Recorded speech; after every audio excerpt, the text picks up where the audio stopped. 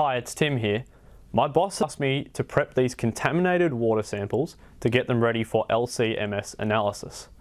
A volume of each of the samples has already been transferred into these 2 ml vials, but someone has forgotten to add the internal standard. So rather than go back to the original sample containers, I'm going to use the ePrep digiVOL to prep them directly into the vial. It's easy to do this with the digiVOL, and I'll show you.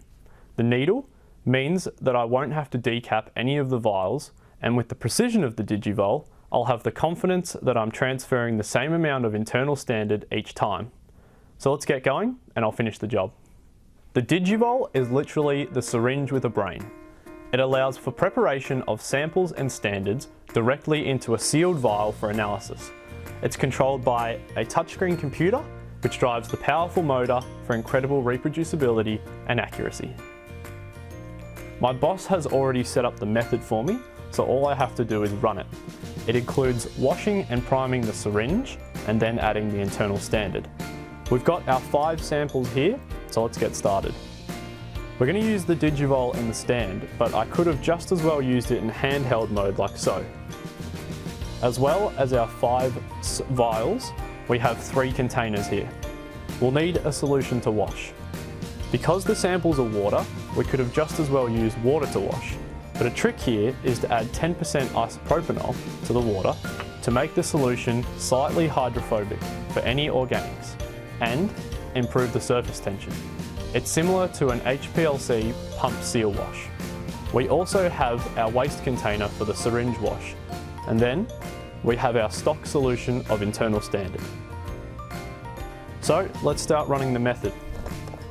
One handy feature of the tablet is if I'm not sure what step I'm up to next, I can read it on the screen and it tells me exactly what I'm to do. So first we'll aspirate our wash solution and then we'll dispense it into our waste jar. And we're going to do this 3 times. Like so. Another good feature of the tablet is that I don't actually have to look at the plunger to see where we're up to within the step. It says on the screen the exact percentage of that step that's completed. Again, we'll dispense into our waste jar. Finally, another good feature is that if I don't want to press the next step on the tablet, I can use the button on the handle like so.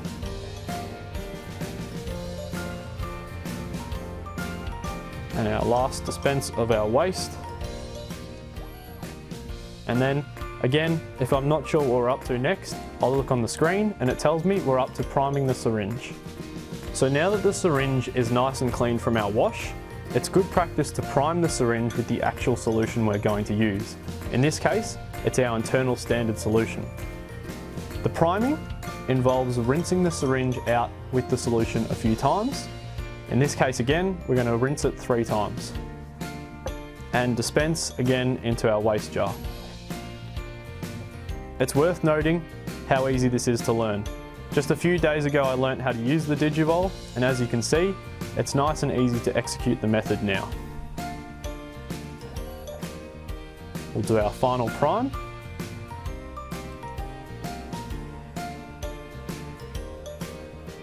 Once we've done this final prime, the syringe is primed and ready to go to add our internal standard to the vials.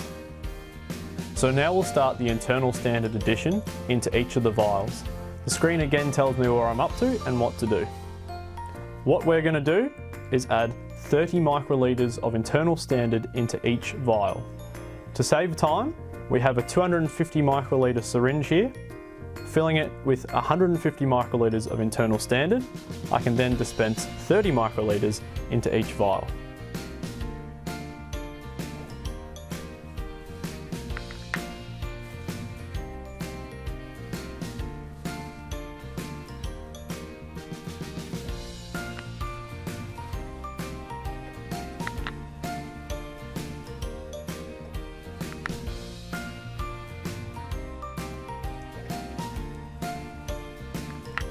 And there we are, that's the last vial done. The screen tells me the method is complete, so there's no guessing there. The vials are all ready to slot into the autosampler for analysis.